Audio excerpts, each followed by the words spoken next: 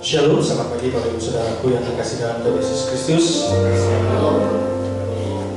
Kita bersyukur pada kesempatan pagi hari ini kita ada tempat ini karena kasih dan anugerah Tuhan berikan dalam hidup kita. Saya juga menyambut kepada Bapak Ibu Saudara yang mengikuti ibadah kami melalui online. Selamat datang. Terima kasih atas kesediaan yang ibadah kami. Kiranya Tuhan memberkati Bapak Ibu Saudara kami. Mari kita mempersiapkan hati kita untuk datang kepada Tuhan. Kita satu dulu saja.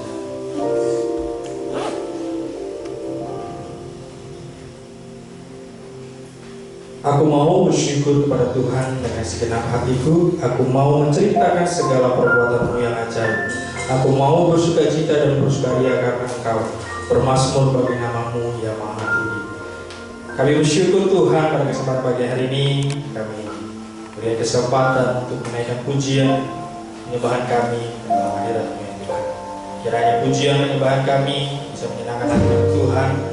Nama Tuhan dipermuliakan. Kami juga siap belajar kepada firman-Mu ya Bapa. Dalam nama Tuhan kami Yesus Kristus, kami berdoa dan mengucap syukur. Haleluya. Amin. Haleluya. Shalom Bapak Ibu Saudara terkasih. Selamat pagi semuanya. Selamat pagi Tuhan. Kami bersyukur kepada Tuhan kita bertemukan kembali dari ibadah kita pada pagi hari ini. Mari kita berdiri bersama-sama di hadapan tata Allah. Kita memberikan hati kita, hidup kita bagi Tuhan. Kita menyatakan pujian kita pada ini dalam Allah yang teramat baik. Bersyukur kepada Tuhan. Dia baik, dulu sekarang dan sampai selama-lamanya.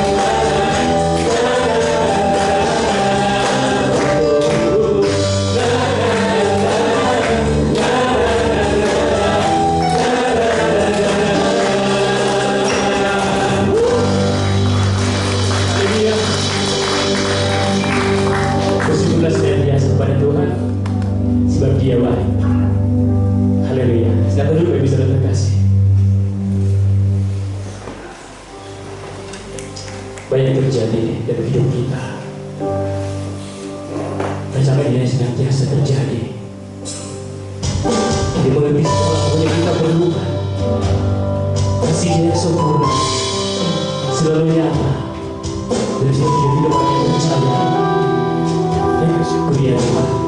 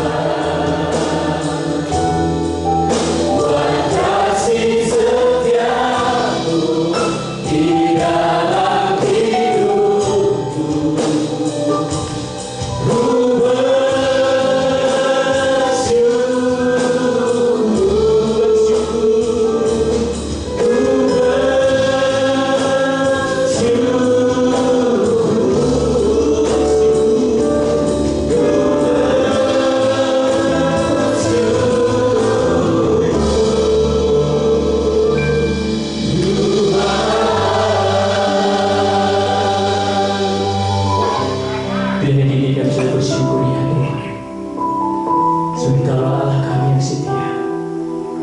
Allah kami senantiasa mengerti apa senantiasa kami perlukan ya Tuhan dari hidup kami.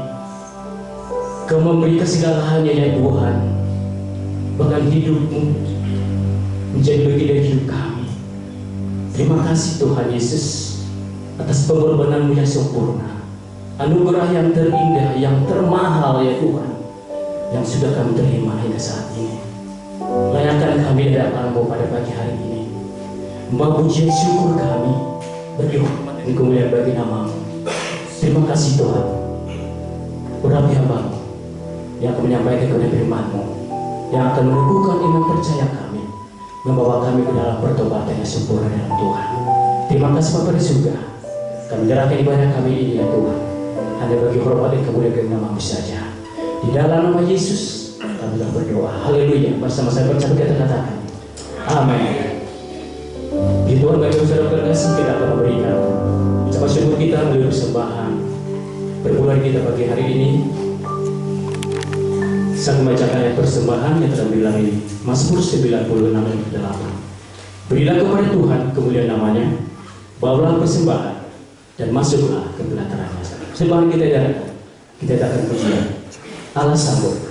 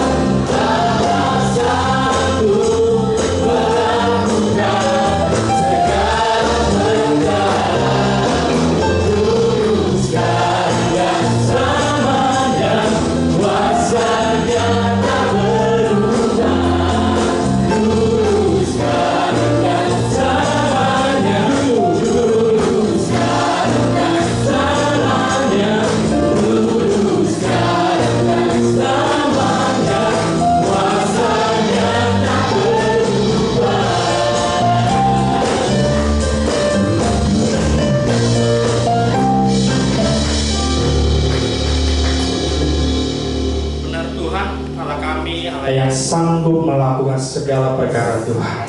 Kami datang kepada-Mu Tuhan, mereka pujian menyembah kami. Kami bersyukur Tuhan, segala berkat kemurahan-Mu terus tercurah dalam kehidupan kami, Bapa. Kiranya persembahan dan perpuluhan yang kami berikan kepada-Mu ya Tuhan, inilah rasa syukur kami rasa cinta kami, rasa hormat kami kepada Engkau. Kiranya Tuhan memberkati persembahan perpuluhan ini, biarlah bisa menjadi alat kemuliaan-Mu Tuhan dan untuk perluasan kerajaan-Mu ya Bapa. Di dalam nama Tuhan kami Yesus Kristus, kami berdoa dan mengucap syukur. Haleluya. Amin.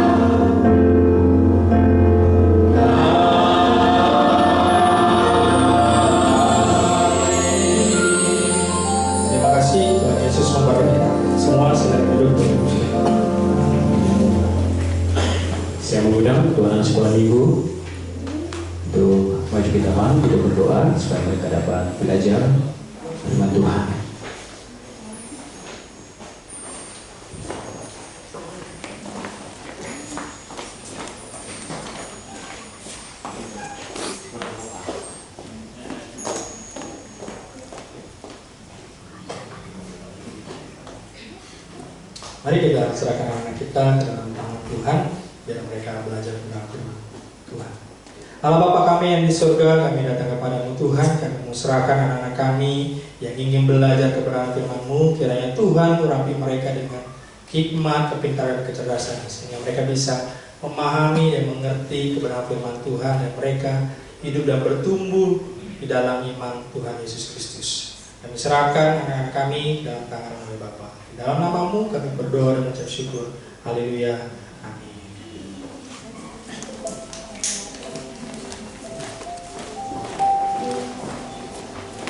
Kita akan memasuki pembacaan firman Tuhan yang terambil dari Lukas 15 ayat 7-11 sampai 19. Saya akan baca bagi kita. Lalu ia menyadari keadaannya, katanya, betapa banyaknya orang ubahan Bapakku yang berlimpah-limpah makanannya, tetapi aku di sini mati kelaparan. Aku akan bangkit dan pergi kepada Bapakku dan berkata kepadanya, Bapa, aku telah berdosa dalam surga dan terhadap Bapa. Aku tidak layak lagi disebutkan anak Bapa. Jadikanlah aku sebagai salah seorang ubahan Bapa. Demikian firman Tuhan disampaikan hambanya, Bapak Pendeta Muda Thomas Aditya. Kita akan sebut firman Tuhan ini satu pujian. Bapa yang kekal, kasih yang sempurna telah diberikan bagi kita, bukan karena kita baik tetapi karena Tuhan karunia yang utuh memberikan kehidupan kita.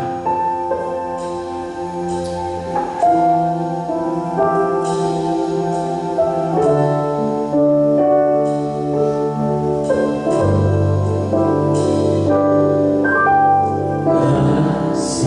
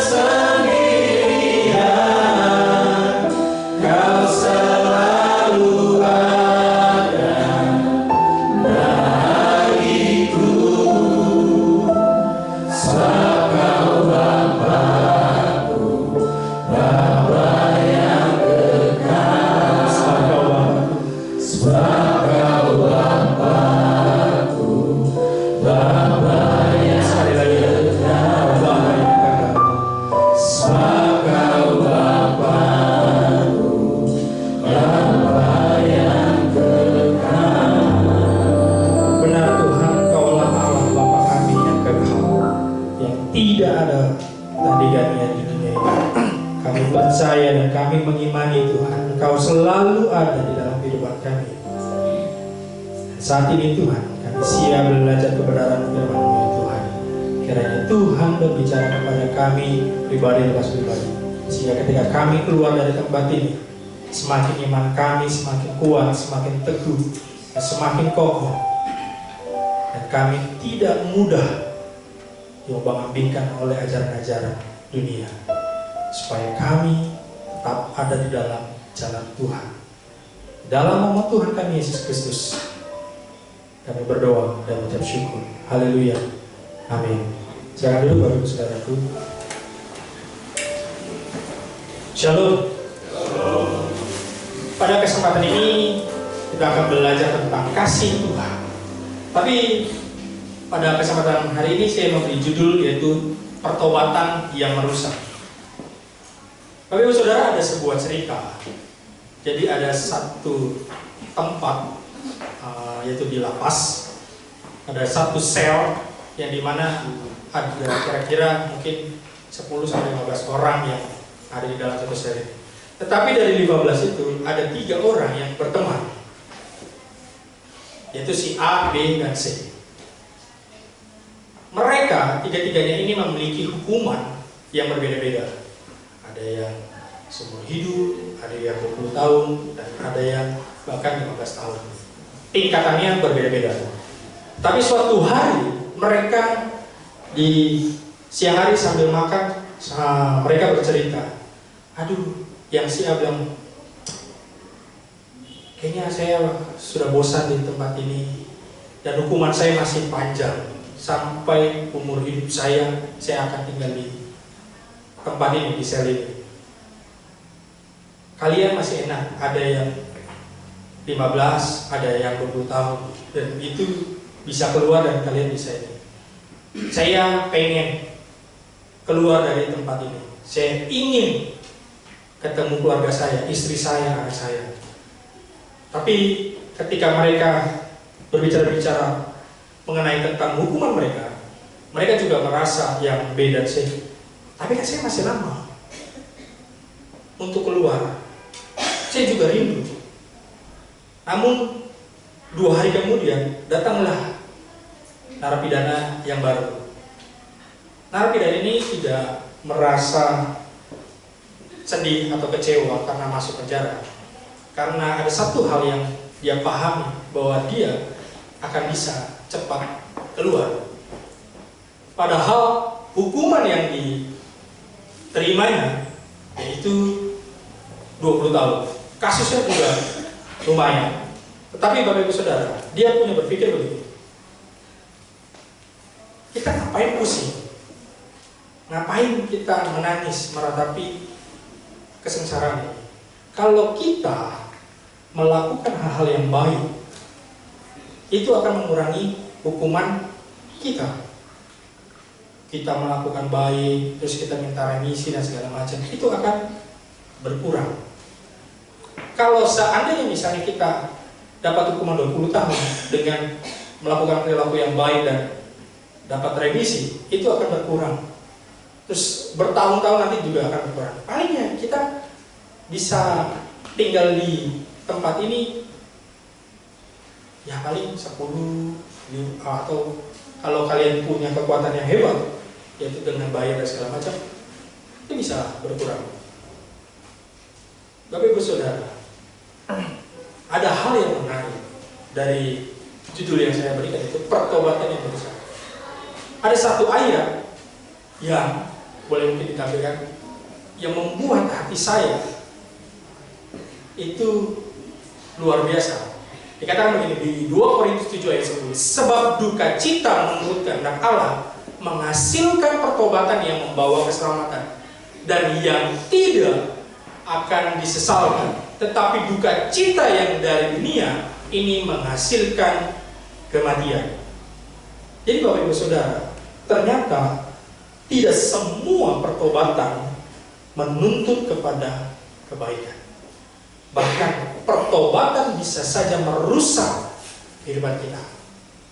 Pada kesempatan hari ini kita akan belajar bersama-sama bagaimana pertobatan yang Tuhan inginkan, yang tidak merusak diri kita. Kita akan membaca firman Tuhan di Lukas 15 ayat 11 sampai ayat 24. Kita baca silih berganti, saya ayat 11, Bapak Ibu Saudara ayat 12 dengan judul perikop perumpamaan tentang anak yang hilang. Yesus berkata lagi, ada seorang mempunyai 2 anak laki-laki.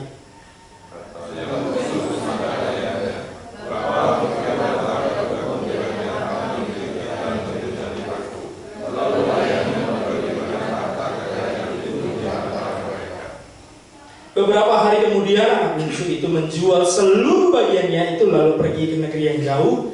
Di sana ia memboroskan harta miliknya itu dengan hidup berfoya-foya.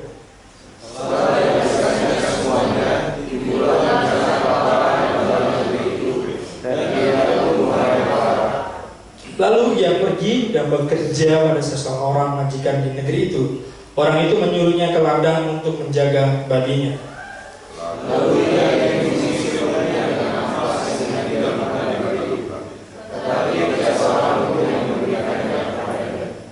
Lalu ia menyadari keadaannya, katanya, betapa banyaknya orang upahan Bapakku yang berlimpah-limpah makanannya, tetapi aku di sini mati kelaparan.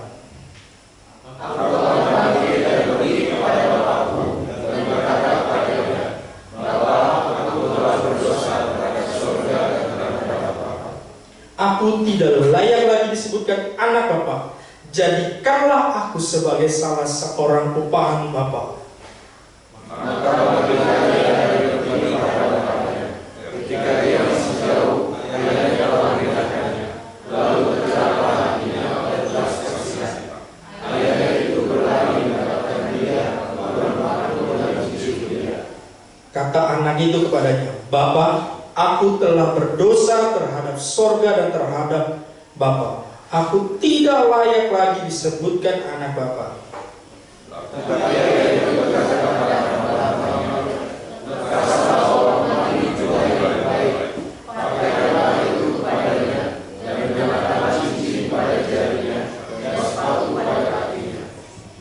Dan ambillah anak lembu tambun itu, sembelihlah dia dan marilah kita makan dan bersuka cita.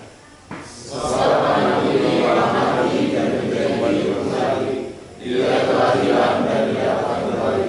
Maka mereka bersuka. Ya, Bapak Ibu Saudara, ada 3 hal yang kita akan pelajari pada kesempatan pagi hari ini. Yang pertama, Bapak Ibu Saudara, yaitu perasaan kesadaran. Dikatakan di ayat 17, lalu ia menyadari keadaannya. Katanya, betapa banyaknya orang upahan Bapakku yang berlimpah-limpah makanannya, tetapi aku di sini mati kelaparan. Bapak Ibu Saudara, ketika saya mempelajari ini, ada hal yang menarik, yaitu dikata menyadari.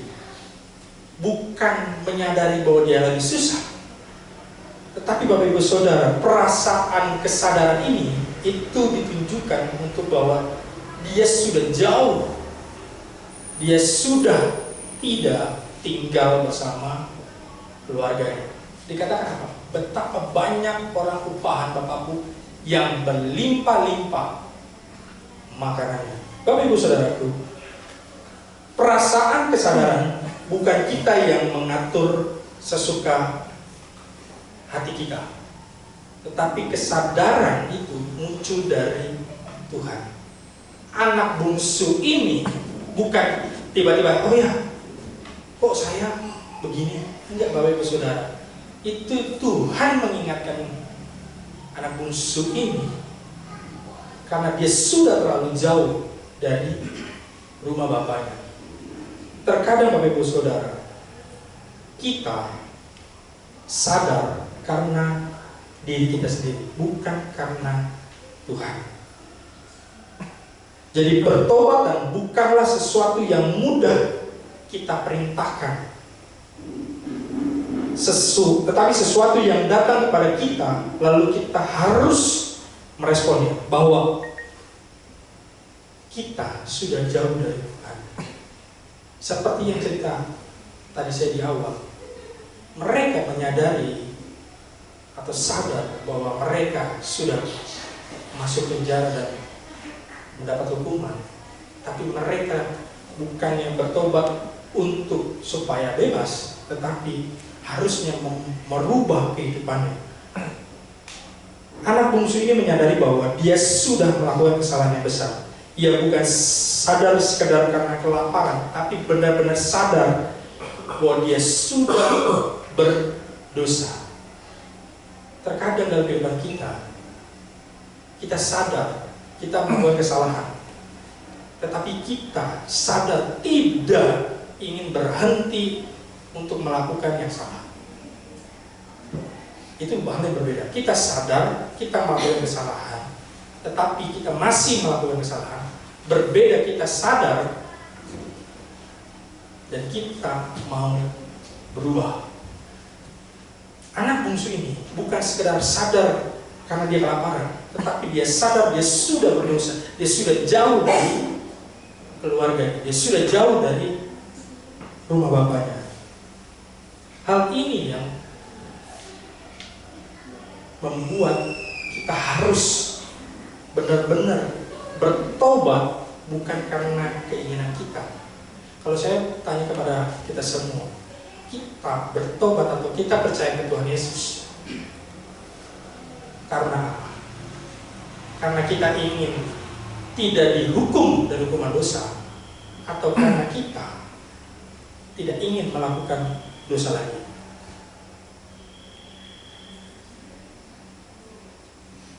Kalau saya tanya sebelah sini, kita bertobat karena kita tidak mau dihukum, atau kita tidak mau melakukan dosa? Tidak melakukan atau tidak mau dihukum? Ini yang terkadang Bapak Ibu Saudara, yang kita juga alami, kita juga bingung. Kita sebenarnya bertobat kepada Tuhan Yesus Kristus, kita menghindar dari hukuman dosa, yaitu kekekalan neraka, atau kita tidak ingin melakukan dosa itu. Itu yang hal berbeda. Kalau kita berusaha hanya untuk tidak mendapat hukuman itu, maka ada kemungkinan kita bisa melakukan dosa lagi. Tetapi kalau kita karena tidak ingin melakukan dosa itu, bukan karena hukumannya, itu berbeda, Bapak Ibu Saudara. Ini hal yang kedua, yaitu bagaimana kita merespon dengan cepat. Dikatakan di ayat 18 dan 19, aku akan bangkit dan pergi kepada bapakku dan berkata kepadanya, Bapa, aku telah berdosa terhadap surga dan terhadap Bapa. Aku tidak layak lagi disebutkan anak Bapa. Jadikanlah aku sebagai salah seorang upahan Bapa. Ini yang saya mau garis bawahi. Ketika anak bungsu ini sudah menyadari dia berdosa, respon dia sangat cepat. Dia bangkit dan apa katakan? Pergi kembali ke rumah bapaknya. Itu yang sudah dia lakukan. Tetapi Bapak Ibu Saudara, ketika di dalam perjalanannya dia berpikir, ketika akan bertemu dengan orang tuanya, dia berkata, Bapak, aku telah berdosa terhadap apa? Terhadap surga dan terhadap Bapa. Bapak Ibu Saudara, ini yang menarik. Dikata terhadap surga dan terhadap Bapa, ini menunjukkan bukan sekedar kita berdosa terhadap manusia.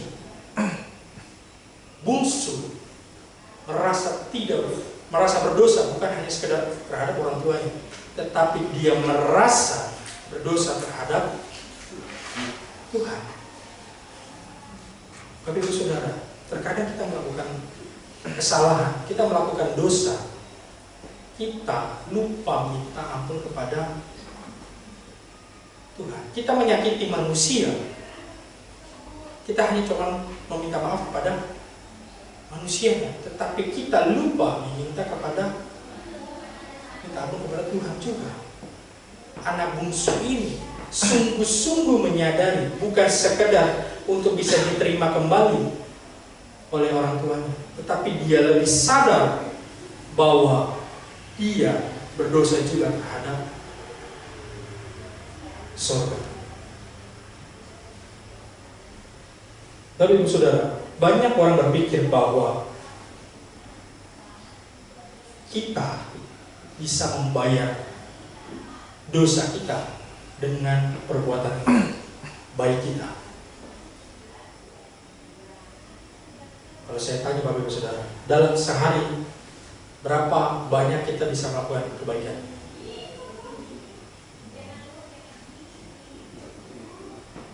Ada yang pernah hitung?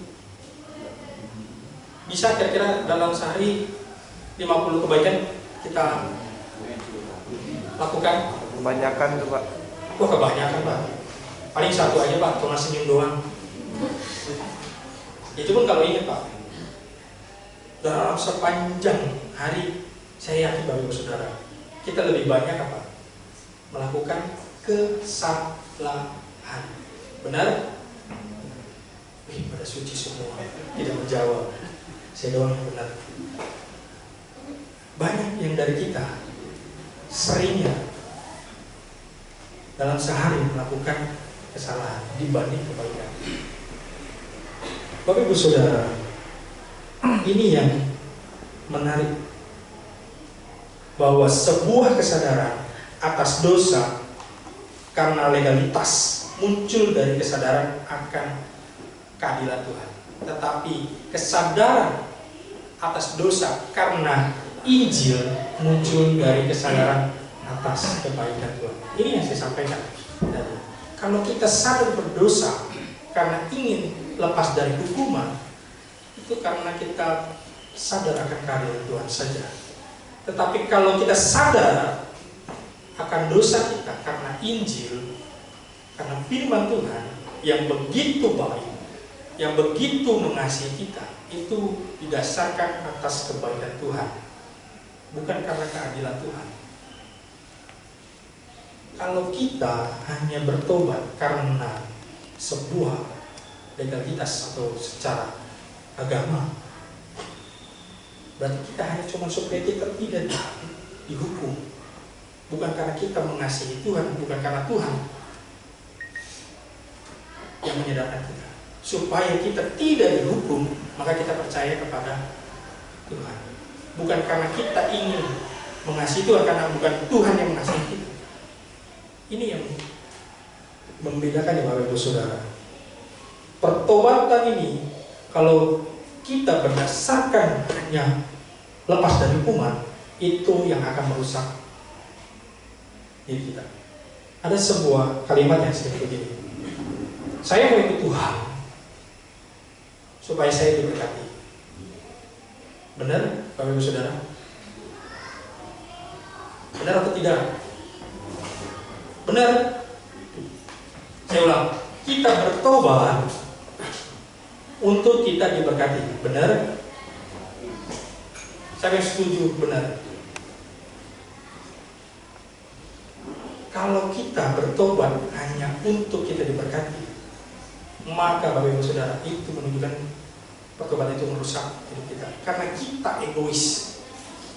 Kita mau menuntut Tuhan supaya memberkati kita. Sehingga ketika kita mengalami masalah, kita mengalami cobaan, dan Tuhan tidak memberkati kita, respon kita apa? Menyalahkan Tuhan, menggerutu. Mana Tuhan? Itu yang sering terjadi Bapak Saudara. Kalau pertobatan kita berdasarkan hanya untuk kita diberkati, maka iman kita tidak akan kuat. Maka kita mudah digoncangkan, dan akhirnya kita pindah agama. Bapak Ibu Saudara perhatikan, akhir-akhir ini berita banyak yang akhirnya pindah. Betul? Banyak yang pindah. Karena apa Bapak Ibu Saudara? Tidak menyadari bagaimana sebelumnya dia bertobat. Apakah benar-benar sesungguhnya bertobat atau hanya ingin diberkati? Ketika Tuhan di dalam hidupnya merasa Tuhan tidak memberkatinya lagi, maka itu akan bisa berjalan waktu akan berubah.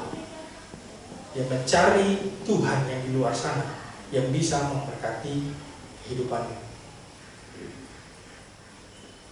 Bapak Ibu Saudara, hal yang ketiga ini hal yang menarik dari firman Tuhan ini, yaitu bertindak yang benar.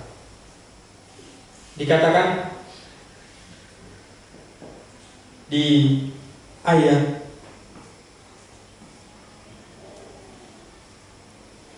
20, maka bangkitlah ia dan pergi kepada bapaknya. Ketika ia masih jauh, ayahnya telah melihatnya, lalu tergeraklah hatinya oleh belas kasihan. Ayahnya itu berlari mendapatkan dia, lalu merangkul dan mencium dia. Ayat 21 dikatakan, kata anak itu kepadanya, Bapa, aku telah berbuat dosa terhadap surga dan terhadap Bapa. Aku tidak layak lagi disebutkan anak Bapa. Respon orang tuanya itu yang menarik Bapak Ibu Saudara. Ketika anak bungsu benar-benar bertemu dengan ayahnya, ia bahkan tidak sempat menyampaikan permintaan maafnya. Karena ketika orang tuanya duduk di depan, selalu memperhatikan jalan, karena dia ingin melihat anaknya datang kembali. Responnya Bapak Ibu Saudara, ketika melihat anaknya yang datang dari jauh, dikatakan apa? Dia berlari Bapak Ibu Saudara. Dia berlari menghampiri anak bungsunya.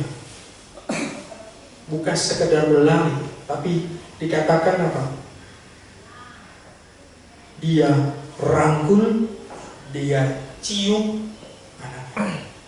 Bapak Ibu Saudara, anak bungsu ini sudah bau, anak bungsu ini sudah jelek, sudah tidak lagi seperti yang sebelumnya. Ketika keluar dari rumah orang tuanya, dia sudah tidak pantas, seharusnya tidak pantas kembali lagi.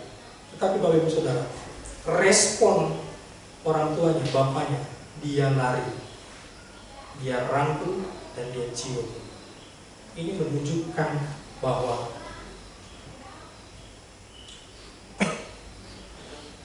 dia mengasihi anaknya.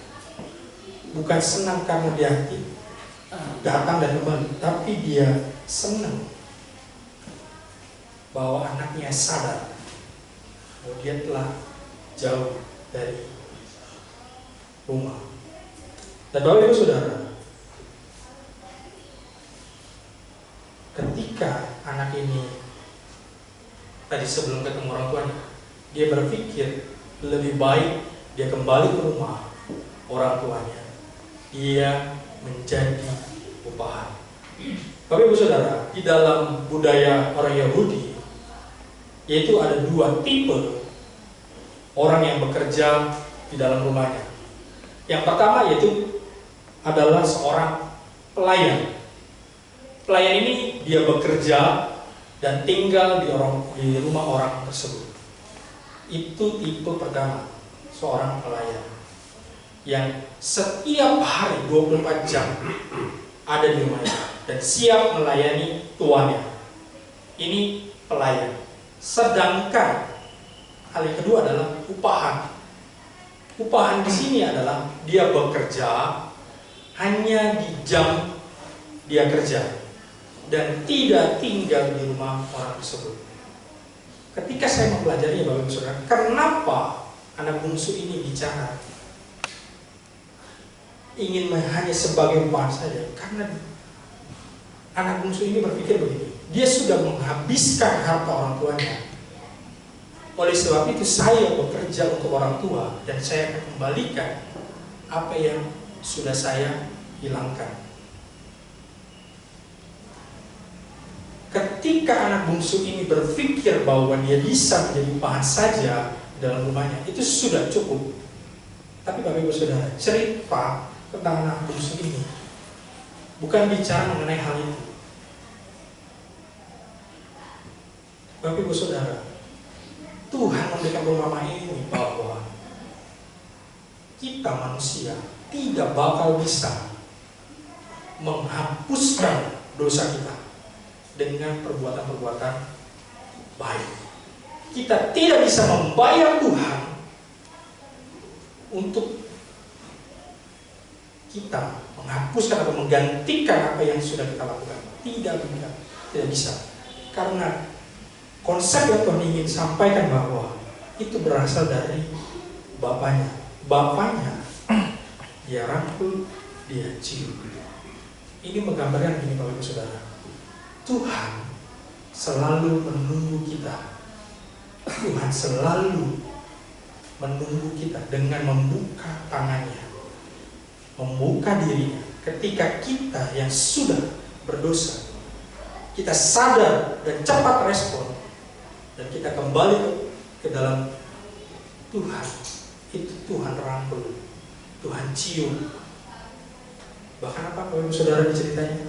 Tuh bapaknya bikin pesta, dia ganti jubahnya anaknya yang tadinya lesu, sudah kucel, dia ganti yang baru, dia ganti kasurnya, bahkan disuruh potong lembu yang terbaik dan disuruh buat pesta.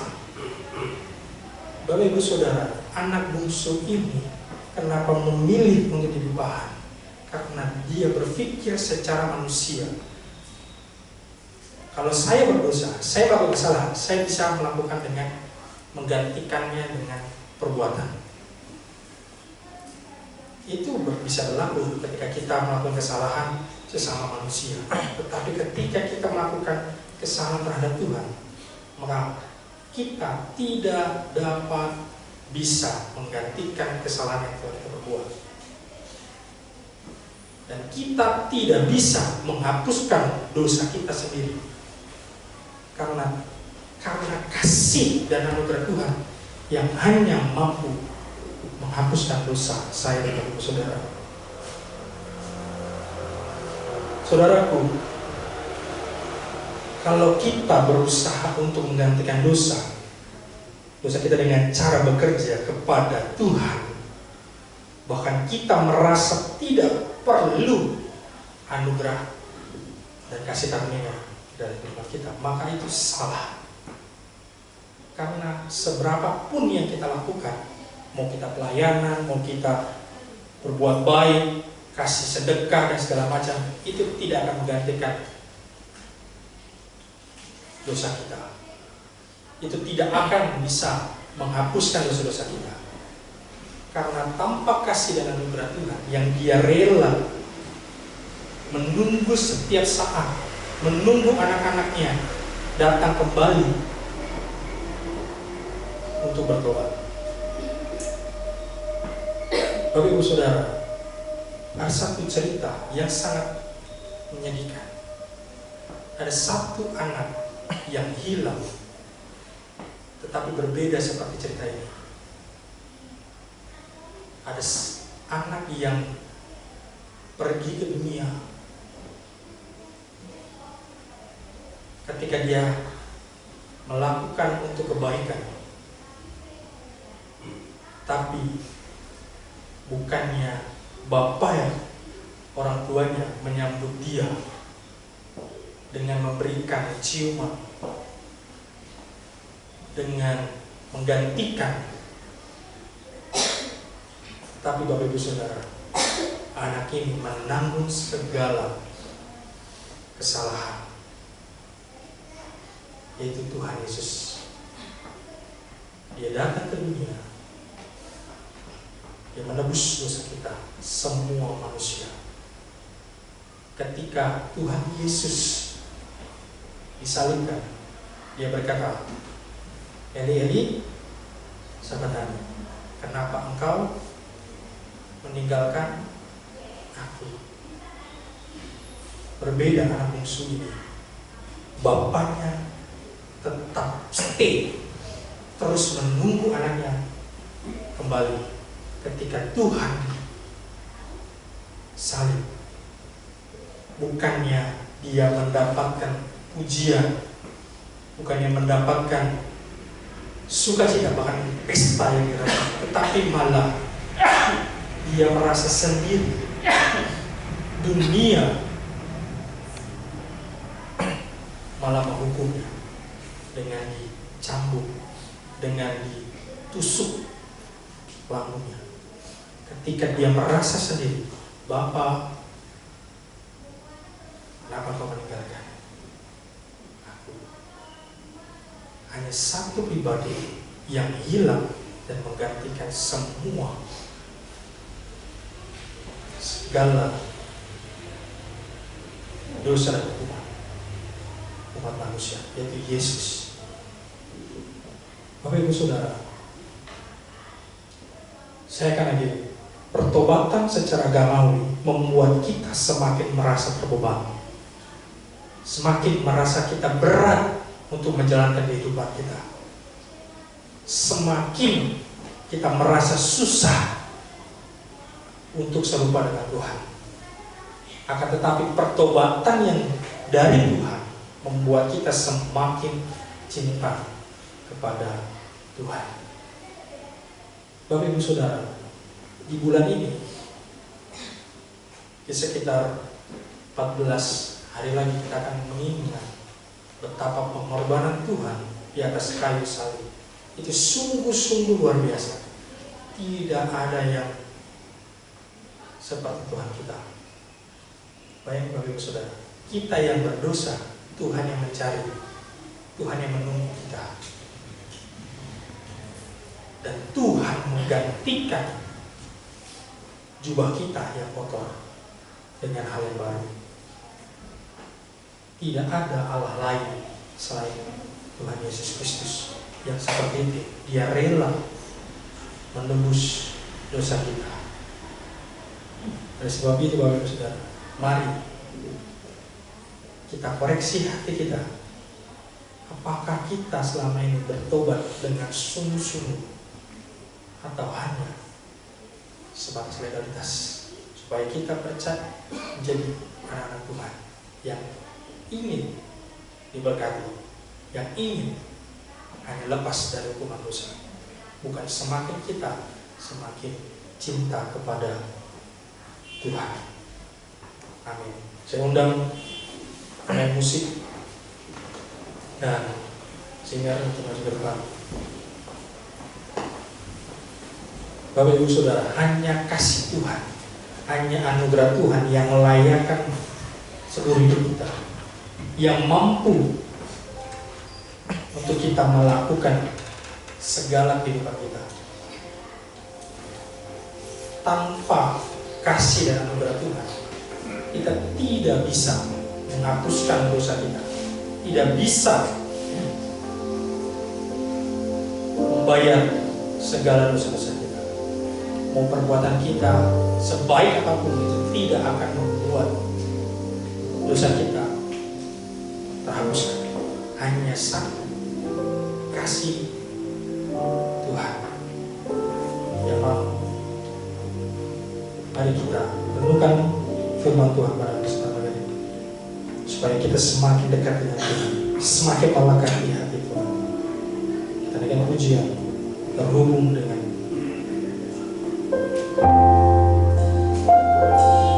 kami percaya Tuhan, kasih-Mu yang selalu melayakkan kami, membuat kami semakin sadar bahwa tanpa Engkau, tanpa kasih anugerah, kami tidak bisa hidup di dunia. Kiranya kami semakin terhubung, semakin melekat dengan Engkau.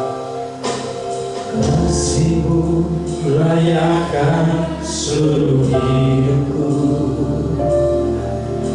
Mampukan ku melakukan yang kau inginkan. Tak bisa ku terlepas, kau menggenggam tanganku. Ingin lebih mengenal pribadimu. Sekali lagi, kasih melayakan.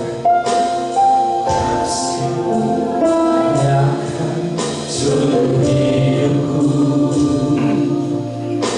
mampukan ku melakukan yang kau inginkan. Tak bisa ku terlepas, kau menggenggam tanganku. Ingin lebih mengenal pribadimu.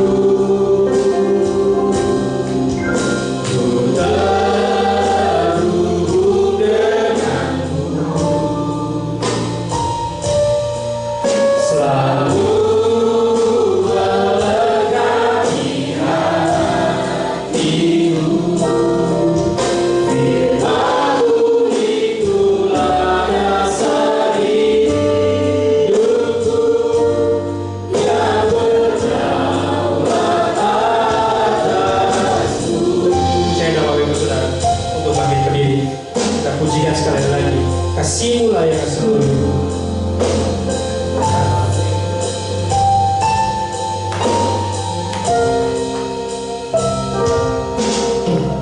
Kasihmu layakkan seluruh hidupku. Mampukan ku melakukan yang kau inginkan.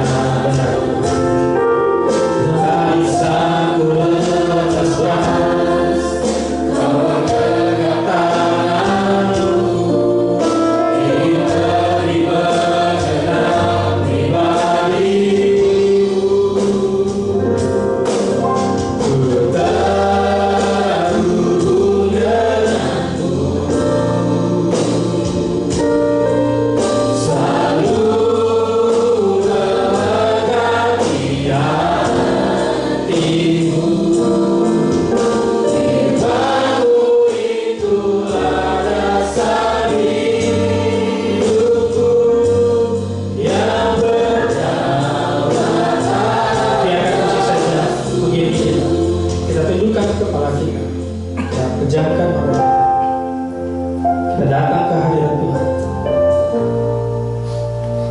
kita selidiki hati kita, kita koreksi hati kita. Apakah kita sungguh-sungguh bertobat yang membuat kita semakin merasa dan semakin cinta akan Tuhan?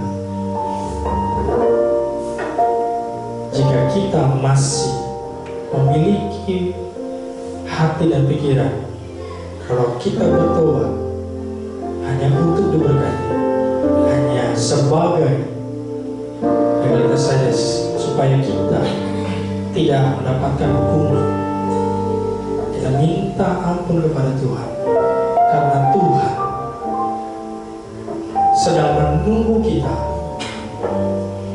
Tuhan sedang membuka dirinya untuk kita datang kembali ke dalam pelukannya, ke dalam kasihnya, supaya kita semakin melekat di dalam Tuhan. Ampuni kami Tuhan, ampuni kami Tuhan.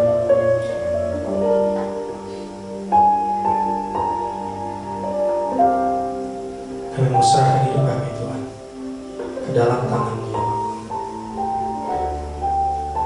Ampuni kami Tuhan, kalau kami masih memiliki pemikiran, kami percaya kepada Kau hanya untuk kehidupan kami diberkati. Ampuni kami Tuhan, ajar kami Tuhan semakin dekat, semakin mengenal Kau lebih dalam lagi. Ini kami Tuhan. Kita naikkan pujian sekali lagi. Kasih-Mu yang layakkan seluruh kehidupan kami. Kasih-Mu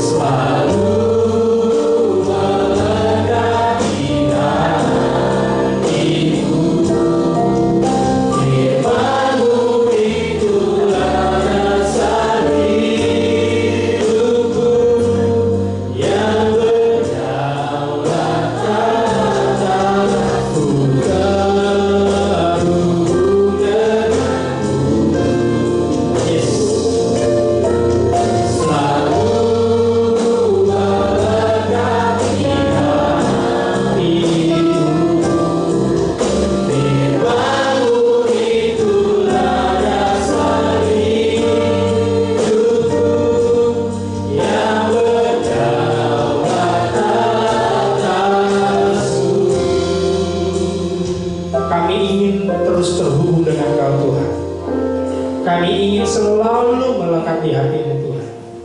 Ajar kami Tuhan, ingatkan kami Tuhan, untuk selalu dekat dengan Engkau Tuhan, selalu mencintai Engkau Tuhan. Kami ingin bukan sekedar kami lepas dari hukuman dosa, yaitu upah maut Tuhan, tapi karena kami benar-benar mengasihi Engkau, karena Engkau telah mengasihi kami terlebih dahulu. Ajar kami Tuhan untuk selalu mengerti, memahami apa yang Engkau kehendaki dalam hidup kami. Ingatkan kami terus Tuhan. Berikan kami kepekaan akan suara Engkau, supaya kami tetap terhubung, tetap koneksi dengan Engkau di hidup kami Tuhan. Kami mau serahkan ke dalam tangan. Mari Bapak Ibu Saudara, arahkan hati pikiran kita datang kepada Tuhan untuk menerima berkat dari Tuhan kita Yesus Kristus. Diberkatilah engkau dalam keluargamu, anak-anakmu, menantumu, dan bahkan cucu-cucumu. Diberkatilah pendidikan anakmu dan cucu-cucumu dengan diberikan hikmat, kepintaran, dan kecerdasan, sehingga dipakai Tuhan menjadi anak yang luar biasa. Diberkatilah dalam segala usaha dan pekerjaanmu. Tuhan akan membuatnya berhasil.